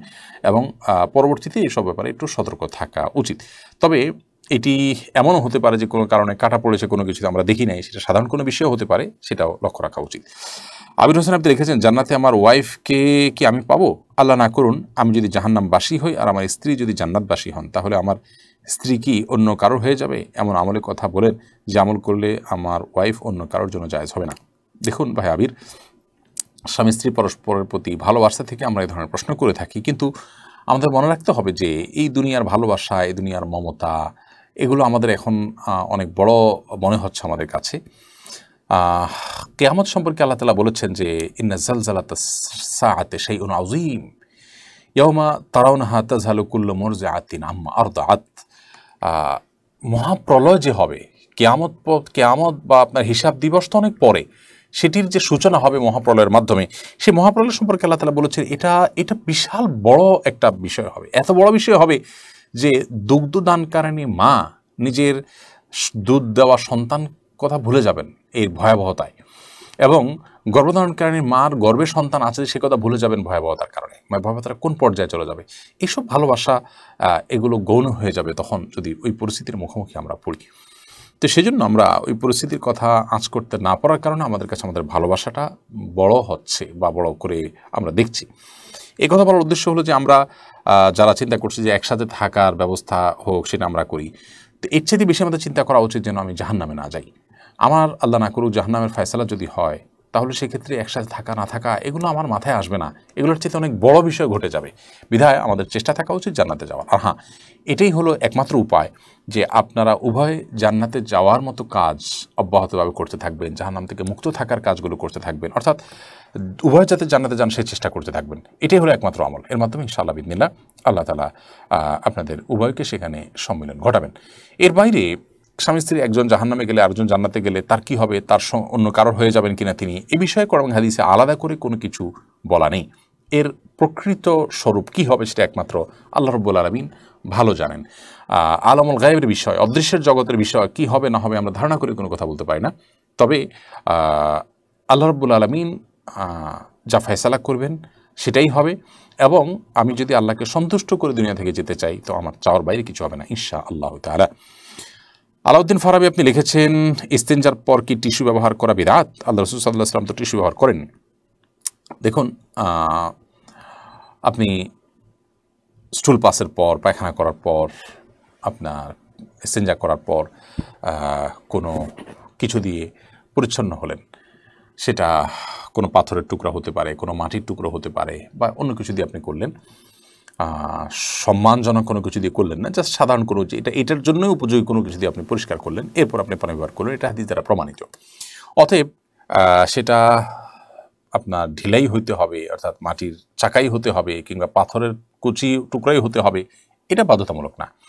টিস্যু নবী সাল্লাল্লাহু আলাইহি ওয়াসাল্লাম ব্যবহার করেনি, নবী করিম সাল্লাল্লাহু আলাইহি ওয়াসাল্লাম তো এই কাপড়ও ব্যবহার করেনি, তার সময় তো এই সুতা এই কাপড় ছিল না। নবী করিম সাল্লাল্লাহু আলাইহি ওয়াসাল্লাম তো চশমা ব্যবহার করেনি, তার সময় এটা ছিল না। দুনিয়াবি বিষয় মূলগতভাবে যেটা কোনো ইবাদত না। আমি এই টিস্যুটা ব্যবহার করছি, টিস্যুটা ব্যবহার করলে সওয়াব বেশি হবে, ইট বা পাথর ব্যবহার করলে সওয়াবটা কম হবে, মাটির চাকা ব্যবহার করলে সওয়াবটা কম হবে, এরকম তো না। অর্থাৎ এটার সাথে সওয়াবের সম্পর্ক নেই, এটা নিছক একটা মাধ্যম পরিবর্তন হতে পারে। নবী সাল্লাল্লাহু আলাইহি ওয়াসাল্লাম তো এই কলম দিয়ে লেখেন নাই, আমরা তো এই কলম দিয়ে লিখছি। তিনি যে কনফিডেন্স সাথে এরকম না, তাহলে আমারটা কি বেদাত হবে? না, এটা বেদাত হবে। বেদাত হলো গায়রে দিরা দি সমর্দন বেদাত, যেটা দিন নয় সেটাকে দিন মনে করা বেদাত। টিস্যু ব্যবহার করাটা দিন, ওই মাটির চাকা ব্যবহার করাটা দিন নয়, এরকম যদি মনে করা হয় তাহলে সে বেদাত হবে। আমি টিস্যু একটা মাধ্যম হিসেবে ব্যবহার করছি, অন্য কোনো মাধ্যম থাকলে অন্য কোনটা দিয়ে করতে পারতাম, এটা ইবাদত হিসাবে করছি না।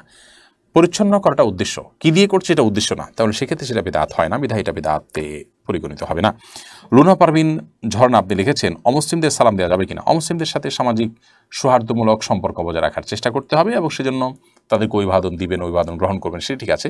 কিন্তু সালাম দেওয়ার যে ব্যাপারটা আছে সেটা হলো যে অমুসলিমদেরকে অমুসলিমরা যদি আপনাকে সালাম দেন তাহলে সেটা আপনি ওয়ালাইকুম বলে জবাব দিবেন। আর আগ বেড়ে তাদেরকে আপনি যত রকমের অভিবাদন আছে, সামাজিক অভিবাদন, গুড মর্নিং, গুড ইভিনিং ইত্যাদি ইত্যাদি, স্বাগতম, অন্যান্য যা যা আছে প্রচলিত সেগুলো আপনি তাদেরকে বলবেন। কিন্তু সালাম যেটা আল্লাহ তাআলার গুণবাচক নাম, সেটা তাদেরকে নিবেদন করবেন না, কারণ তারা আল্লাহতে বিশ্বাস রাখেন না। তাছাড়া আপনি সালামের মাধ্যমে যে আল্লাহ তাআলার কাছে শান্তি কামনা করছেন, সে আল্লাহ তো তিনি নিজে বিশ্বাসই করেন না, তিনি যা বিশ্বাস করেন না সেটা তার উপরে আরোপ করে দেওয়া, এটা কখনো ন্যায্যতা হতে পারে না। সেজন্য সালাম আকবরী নয়, বরং তারা যদি সালাম দেন তাহলে আপনি ওয়ালাইকুম বলে জবাব দিবেন। আর এছাড়া সামাজিক সৌহার্দ্যপূর্ণ যে কোনো অভিবাদন, সাধারণ অভিবাদনগুলো তাদের সাথে বিনিময় করা যেতে পারে। ফখরুল ইসলাম মাহিন আপনি লিখেছেন, আবেগের বশে ফোনে দুজন কবুল বলে ফেলেছি, আমাদের কি বিয়ে হয়ে গিয়েছে? জি না, বিয়েতে সহজ নয় যে আবেগের বশে দুজনে কবুল করে বলে ফেলছেন আর বিয়ে হয়ে গেছে। দুজন সাক্ষীর সামনে প্রস্তাব এবং কবুল হবে এবং অন্যান্য শর্তাদি পাওয়া যাবে, তখন সেক্ষেত্রে সেটি শরিয়ার দৃষ্টিকোণ থেকে বিশুদ্ধ এবং আপনার সঠিক বিয়ে হিসেবে বিবেচিত হবে। রবিউল হোসেন লিখেছেন, মায়ের গর্ভে সন্তান শারীরিকভাবে ত্রুটিপূর্ণ হলে সেক্ষেত্রে গর্ভপাত করলে গুনাহ হবে কিনা? শারীরিকভাবে যদি ত্রুটিপূর্ণ হয় তারপরও সবর করতে হবে, এটা আল্লাহ তাআলা পরীক্ষা হিসেবে ধরে নিতে হবে। যদি সেই সন্তানের জন্ম মায়ের জীবনকে হুমকির মধ্যে ফেলতে পারে এরকম মনে হয়, তাহলে সেক্ষেত্রে শুধুমাত্র সেটি নষ্ট করা যেতে পারে। এর বাইরে আপনার ঠুনকো অজুহাতে যে বাচ্চা ত্রুটিপূর্ণ, তাহলে বাচ্চা হলে বাচ্চার কষ্ট হবে, আমাদের কষ্ট হবে, এ সমস্ত অজুহাতে বাচ্চা নষ্ট করলেন আপনি বা আপনার গর্ভপাত করলেন, সেটা কিন্তু কোনো সুযোগ ইসলামী শরীয়তে নেই এবং সেটা করলে আমরা কিন্তু গুনাহগার হবে এবং আল্লাহর কাছে এর জন্য আমাদেরকে জবাবদিহিতার মুখোমুখি হতে হবে। আমাদের অনেক ভাই বোন আছেন যে বিষয়টাকে বুঝেন না এবং এই ঠুনকো অজুহাতের ভিত্তিতে তারা কিন্তু সন্তানকে আপনার এই গর্ভপাত করে ফেলেন। এটা জায়েজ নয়, বরং আল্লাহ তাআলা পরীক্ষা হিসাবে আপনি সবর করতে হবে এবং সেটাকে মেনে নিতে হবে। হ্যাঁ, ওই যেটি বললাম, মায়ের জীবন যদি হুমকির মধ্যে পড়ে তাহলে সেক্ষেত্রে ভিন্ন কথা। মোহাম্মদ রাসেল লিখেছেন, সংক্ষেপে বেদাত সম্পর্কে যদি একটু বলতেন।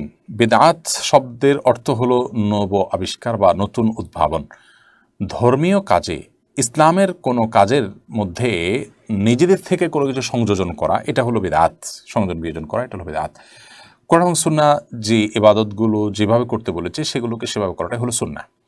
সেখানে আমি যদি নিজে থেকে কোনো মন গড়া পদ্ধতি আবিষ্কার করি, বের করি এবং সেটার অনুসরণ করি, অনুকরণ করি, তাহলে সেক্ষেত্রে বেদাত হবে। ধরা যাক কোরআনে কারীম তেলাওয়াতের ক্ষেত্রে কোরআন এবং সুন্নাহ যা বলেছে সেটা না করে আমি কোরআন তেলাওয়াতের আগে অমুক অমুকটা বলাটাকে শরীয়ত বানিয়ে নিলাম, ধর্মীয় কাজের অংশ বানিয়ে নিলাম, ইসলামের নির্দেশ বানিয়ে নিলাম, অথচ ইসলামে সেটা নাই, কোরআন হাদিসে নাই।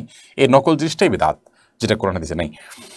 তো এরকম কোনো কিছু যদি আমি কোরআন হাদিসের অংশ বানিয়ে নিই বা ইসলামের অংশ বানিয়ে নিই তাহলে সেটা বেদাতে পরিগণিত হবে। এমনিতে আমি কোরআন তেলাওয়াত প্রতিদিন একটা বিশেষ সময় করি, এই বিশেষ সময় করার কথা কোরআন হাদিস আমাকে বলে নাই, তারপর আমি করছি কেন? আমি করছি আমার সুবিধার জন্য, সময় হয় এই টাইমে, সেজন্য আমি এটাকে করে নিয়েছি ফিক্স আমার জন্য। এই টাইমে কোরআন তেলাওয়াত করলে আলাদা সওয়াব হবে, এটা কোরআন নির্দেশ, এটা ইসলামের নির্দেশ বা এটা ইসলাম, এরকম মনে করে তো আমি করছি না, তাহলে এটা বেদাত হবে না। তাহলে বেদাত হবে তখন যখন কোনো ইবাদতকে, কোনো কাজকে ইবাদত হিসাবে আমি গণ্য করলাম, অথচ শরীয়তের ইবাদত হিসাবে গণ্য করেনি, অথবা শরীয়তের কোনো ইবাদতের পদ্ধতি আমি নিজে নিজে বানিয়ে নিলাম বা কারোর বানানোটা অনুসরণ করলাম, যেটা কোরআন হাদিস দ্বারা সমর্থিত না, কোরআন হাদিস সেটা বলে নেই, তাহলে সেটা কিন্তু বেদাতে পর্যবসিত হবে। আর সকল বেদাতের পরিণাম হলো ভ্রষ্টতা, সকল ভ্রষ্টতার পরিণাম এবং ঠিকানা হলো জাহান্নাম। নজরুল শেখ লিখেছেন, কবরস্থান নামে দান করা জায়গায় কি ঈদগাহ করা যাবে? কবরস্থান এর জন্য যে জায়গা দান করা হয়েছে সেখানে কবরস্থানই হবে, ঈদগাহ সেখানে হবে না। দানকারী যদি ঈদগাহ এবং কবরস্থান উভয়টার জন্য জায়গা দিয়ে থাকেন তাহলে সেক্ষেত্রে সেটা হতে পারে। আব্দুল সালাম আপনি লিখেছেন, কালো রঙের জামা কাপড় পরে নামাজ পড়লে কি কোনো অসুবিধা হবে? কালো রঙের যে জামা সেটা পরলে নামাজে কোনো সমস্যা নেই। আপনি কোন কালারের জামা পরবেন এটা আপনার ব্যাপার। পুরুষদের জন্য একেবারে টকটকা লাল বা জাফরান কালার সেটা নিষিদ্ধ, আর এর বাইরে যে কোনো সাধারণ পোশাক, কালো হোক, সাদা হোক, সবুজ হোক, অন্য কোনো কালারের পোশাক পরে নামাজ পড়লে কোনো অসুবিধা নেই। এমএসটি পাপিয়া রায়হান আপনি লিখেছেন, আমার বাবা নেই, ভাই নেই, এমত অবস্থা আমি কি চাকরি করতে পারবো? আপনার যদি চাকরি করা ছাড়া নিজের খাবার জোগাড় করার মতো কোনো ব্যবস্থা না থাকে, তাহলে সেক্ষেত্রে পর্দার মধ্যে থেকে আপনি কোনো উপার্জনের পথ আপনি বের করে নেবেন। চাকরি হতে পারেন কোনো বিষয় জরুরি নয়, পর্দার মধ্যে থেকে হালাল উপার্জনের ব্যবস্থা করবেন যদি কোনো উপায় না থাকে। আর যদি আপনার জীবন ধারণ করার মতো ব্যবস্থা থাকে, তাহলে সেক্ষেত্রে আপনি যথাসম্ভব সেটার উপরে ক্ষান্ত থাকার চেষ্টা করবেন। যদি এরপরও আপনি কাজ করতে চান, শরিয়ার পর্দার সীমানার মধ্যে থেকে আপনি কাজ করার চেষ্টা করবেন। এমডি আব্দুল্লাহ মামুন লিখেছেন, আপনি কি এখন মাহফিলগুলো কন্টিনিউ করছেন? ভাই আব্দুল্লাহ মামুন, আমরা মাহফিল এই বছর কন্টিনিউ করছি না। গত বছর আমরা ঘোষণা করেছি এবছর আমরা মাহফিল করব না, ঘরোয়া প্রোগ্রাম করব। এর বাইরে আবার আমার শারীরিক অসুস্থতাও আছে, এখন আমি পুরোপুরি ফিট হয়ে ওঠিনি। সব মিলিয়ে আমরা এবছর মাহফিলে যাচ্ছি না।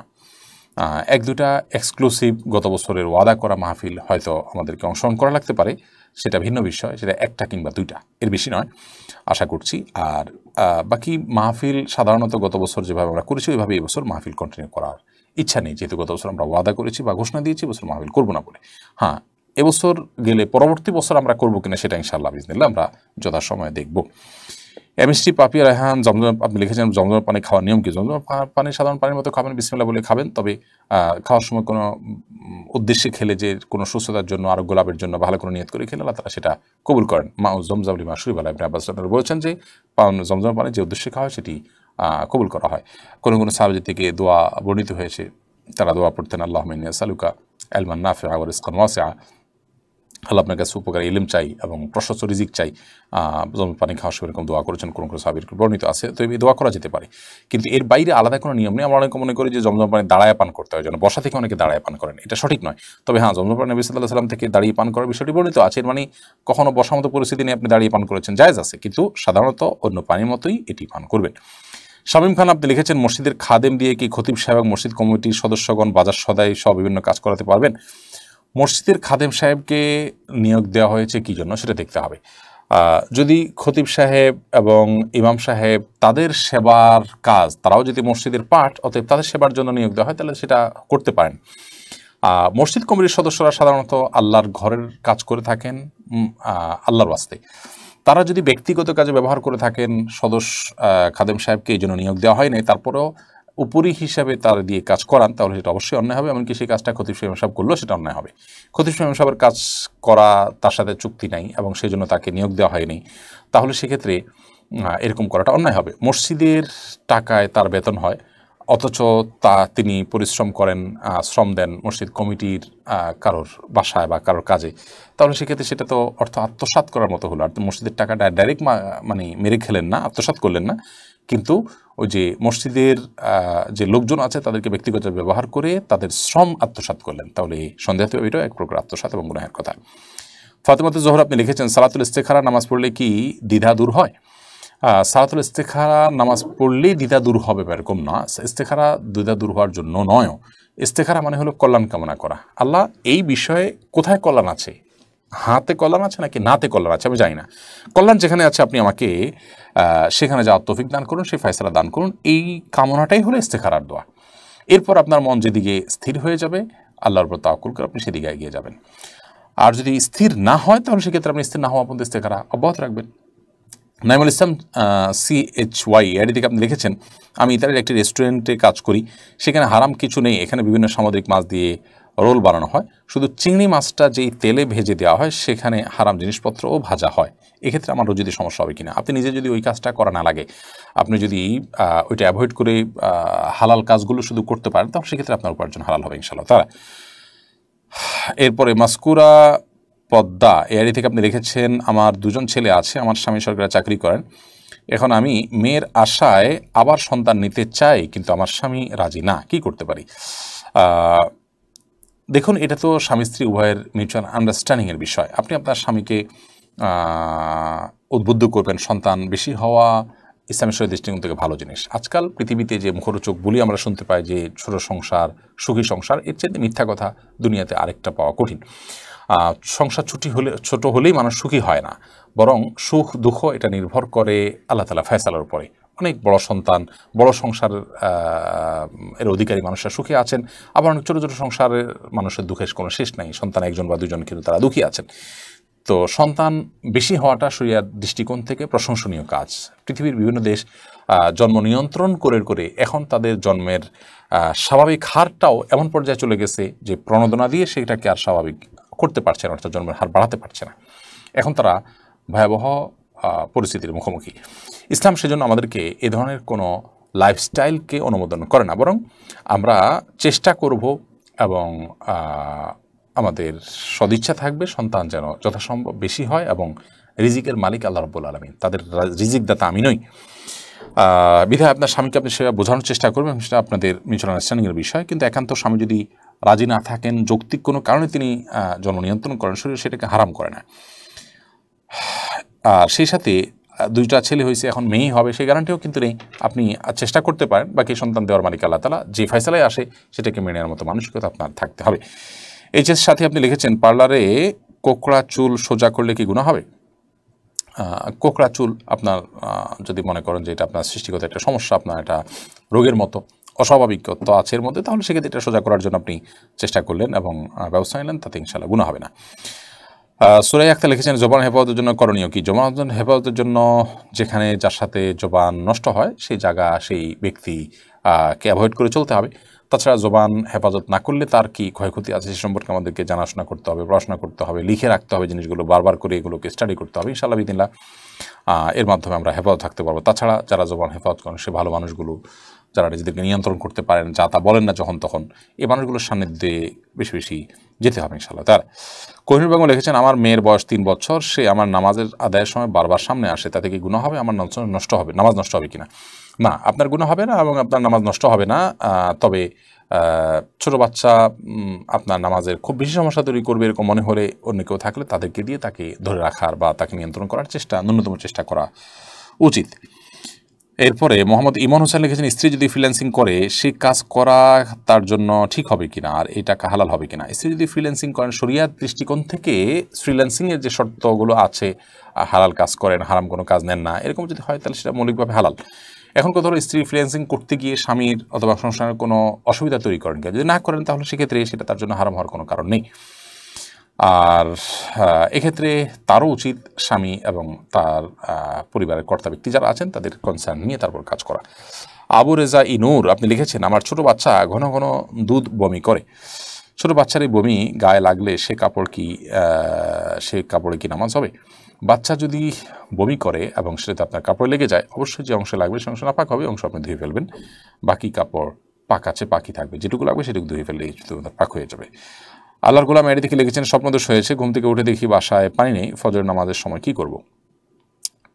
পানি না থাকলে পানি আশপাশ থেকে আনবেন, অন্য কোথাও যে গোসল করবেন, হয়তো একটু দৃষ্টিকটু হবে, হয়তো আপনার কাছে একটু লজ্জা লাগবে, কিন্তু এই লজ্জাকে আপনার ওভারকাম করা সেটাই হলো ইমানের দাবি। বিধায় বাসায় পানি নেই এই অজুহাতে আপনি তায়াম্মুম করতে পারেন না, বরং আপনি পানি চাইলে জোগাড় করতে পারেন, চাইলে আশপাশে কোথাও যেতে পারেন, অর্থাৎ বিকল্প পথ থাকবে সে পথ অবলম্বন করবেন। যদি কোনো বিকল্প পথ না থাকে, আপনার আশপাশে এমন কোনো জায়গা বাসা হয়, তাহলে সেক্ষেত্রে আপনি তায়াম্মুম করতে পারেন, সেটা খুবই রেয়ার কেস।